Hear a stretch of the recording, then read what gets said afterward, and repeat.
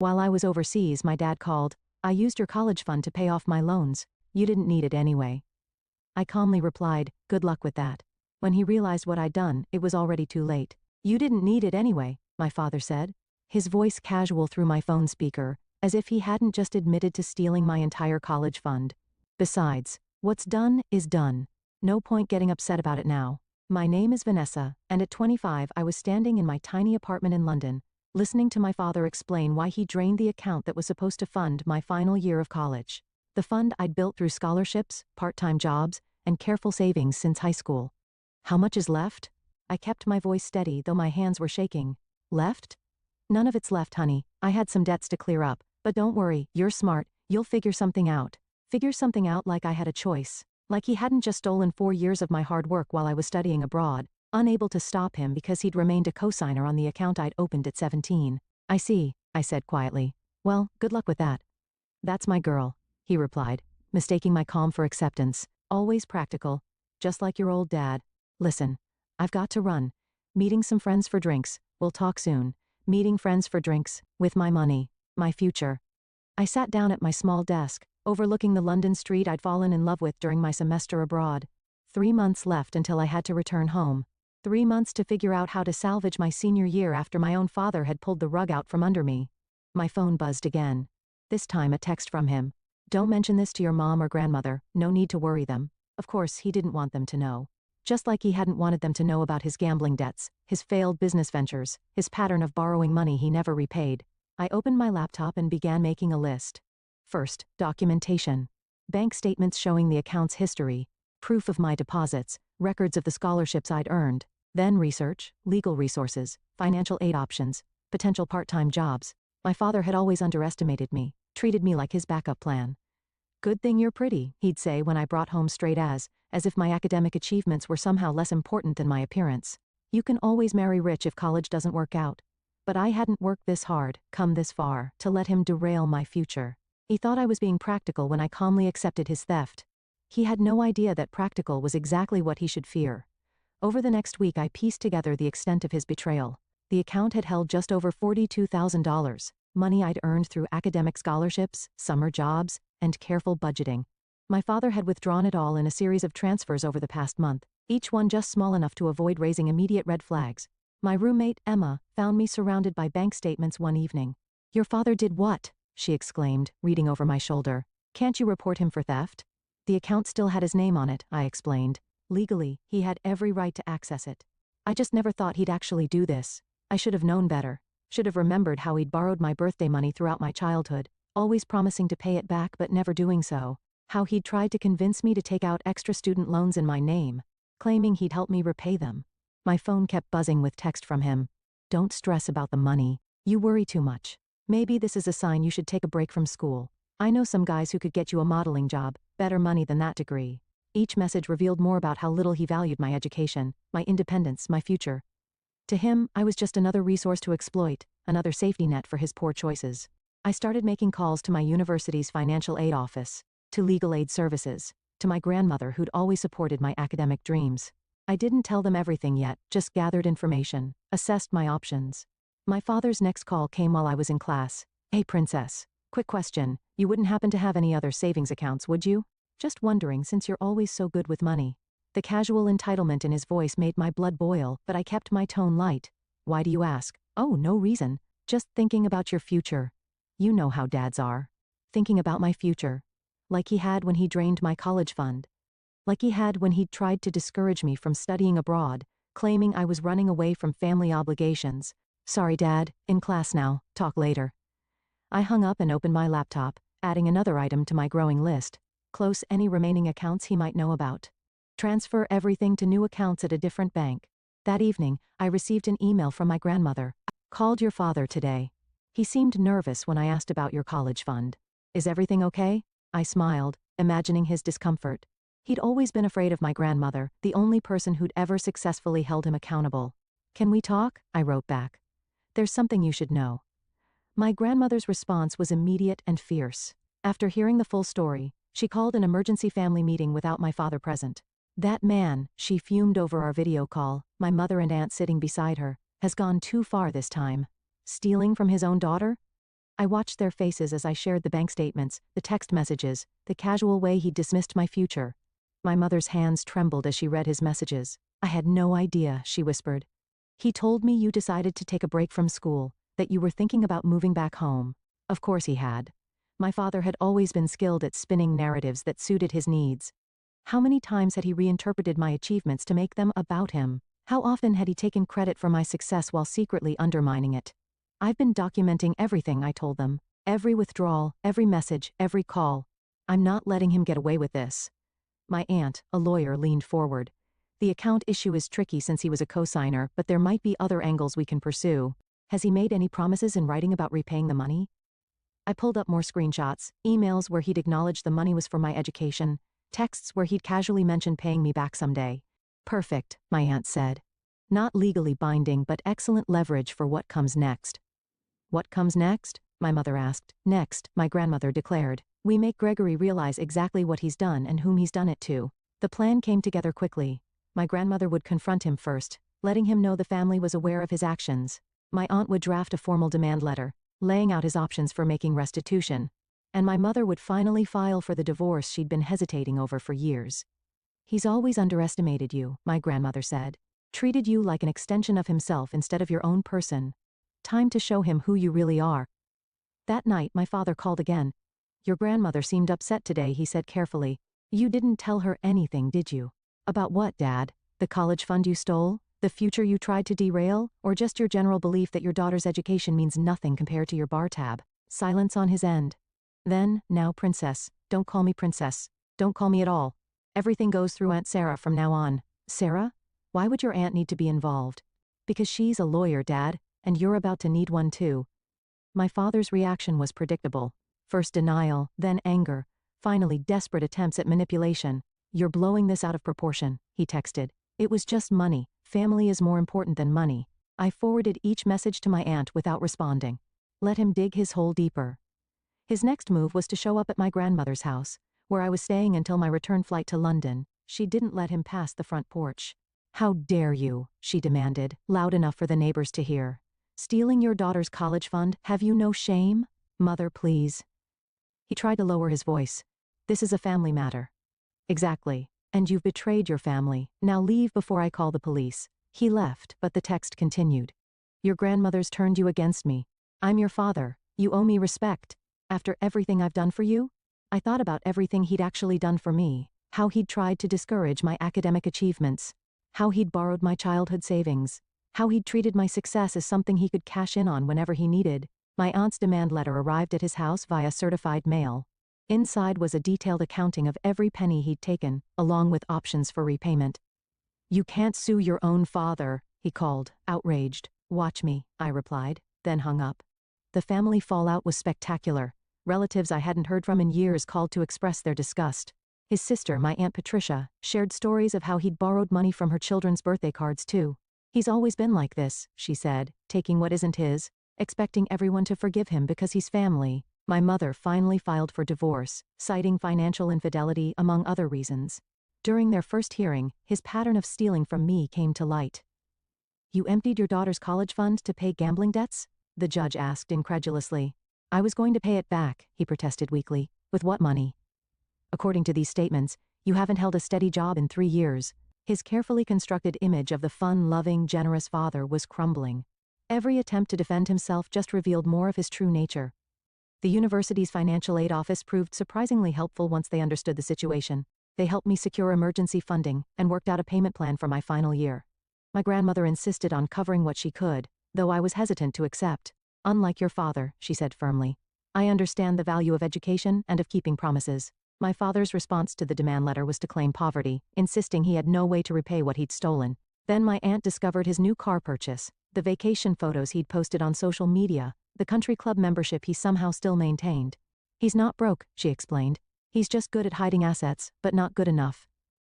His text messages grew increasingly desperate. You're ruining my life. My own daughter turning against me like this. I raised you better than this.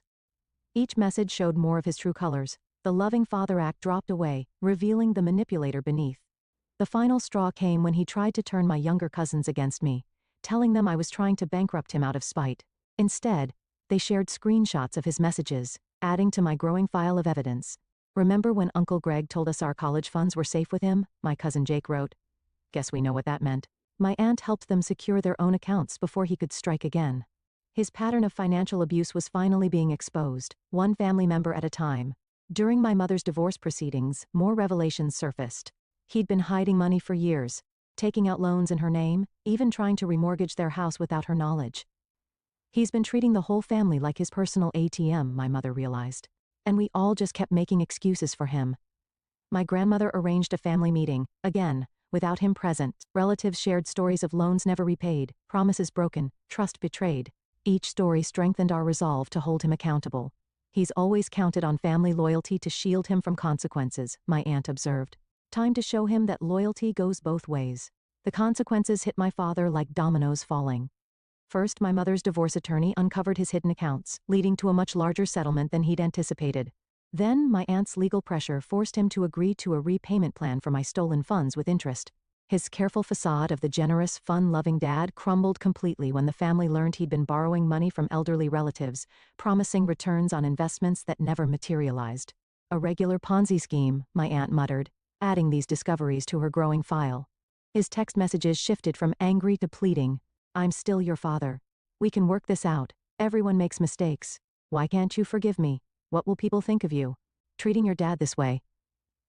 I thought about all the times he'd used guilt to control me. How he'd twisted every situation to make himself the victim. Not anymore. Through my grandmother's connections, I secured a part-time job that allowed me to complete my degree while working. My professors, understanding my situation, helped me arrange a flexible schedule. Every small victory felt like a step further from his influence. The family support surprised me. Cousins shared their own stories of his financial manipulation. Aunts and uncles who'd once enabled his behavior now stood firmly against him. Even distant relatives reached out to offer encouragement. Your father called, my grandmother told me one evening, trying to convince me to talk you out of the repayment plan. Said it was destroying the family. What did you tell him? That he destroyed it himself when he stole from his own daughter. His last attempt at manipulation was to show up at my graduation, uninvited, unwelcome, but determined to play the role of proud father. That's my girl, he announced loudly to anyone who would listen. Gets her business sense from me. My Aunt Sarah had him escorted out before the ceremony began. Your success belongs to you, she told me afterward. He doesn't get to claim credit for what he tried to prevent. A year after the confrontation over my stolen college fund, my father's carefully constructed world had completely unraveled. The divorce had exposed his financial schemes to everyone. Former friends who'd invested in his business ventures were demanding answers. Relatives he'd borrowed from were taking legal action. My graduation party, hosted by my grandmother, became a celebration not just of my academic achievement, but of my independence. Friends and family gathered to support me, many of them sharing their own stories of standing up to manipulative parents. Your father called me yesterday, my mother said during the party. Wanted to know if I'd talk to you about dropping the repayment plan. Said he's learned his lesson. Has he? I asked, thinking of his latest social media posts, still showing him living beyond his means, still pretending everything was fine. No, she sighed. He's learned he can't manipulate you anymore. That's not the same thing. The repayment plan my aunt had arranged was strict. Monthly payments directly from his paycheck, no excuses accepted. He'd finally had to get a real job when his schemes dried up. His previous lifestyle impossible to maintain now that no one would lend him money. It's not fair, he'd complained in his last email. I'm your father. You're supposed to love me unconditionally. Love isn't a blank check, I'd replied. My last direct communication with him. And conditions are what happen when you break trust. My career was taking off. I'd secured a position with a top firm in London, my degree and determination opening doors I'd once thought closed. Each success felt sweeter for having been earned entirely on my own terms. My grandmother had become my strongest ally. Her fierce protection, a stark contrast to my father's self-serving love. He called again, she told me over Sunday dinner. Wanted to know if you'd gotten that job in London. Said he'd love to visit once you're settled. To visit, or to ask for money? I asked, already knowing the answer. Both probably. I told him you're done funding his lifestyle. The family dynamics had shifted permanently. Relatives who'd once enabled his behavior now shared warnings about his latest schemes. His sister, my Aunt Patricia, had started a family group chat specifically to track his attempts at manipulation. He tried to convince my son to co-sign a car loan, she reported one day, told him it would help build his credit. Sound familiar? It did. He'd tried the same tactic with me at 18, attempting to saddle me with debt before I'd even started college. Back then, my grandmother had intercepted the paperwork and warned me about predatory practices, including those from family members. Now watching his world shrink as mine expanded, I felt not victory, but validation. Every payment he made, forced by legal pressure rather than paternal responsibility, proved what I'd always known. He was capable of doing the right thing, he just never thought he had to. My success had become a form of protection. The more I achieved, the less power he had to affect my future. The degree he'd tried to derail now hung on my wall. Each accomplishment a reminder that his greatest mistake wasn't stealing my money, it was underestimating my resolve. My return to London marked a new chapter.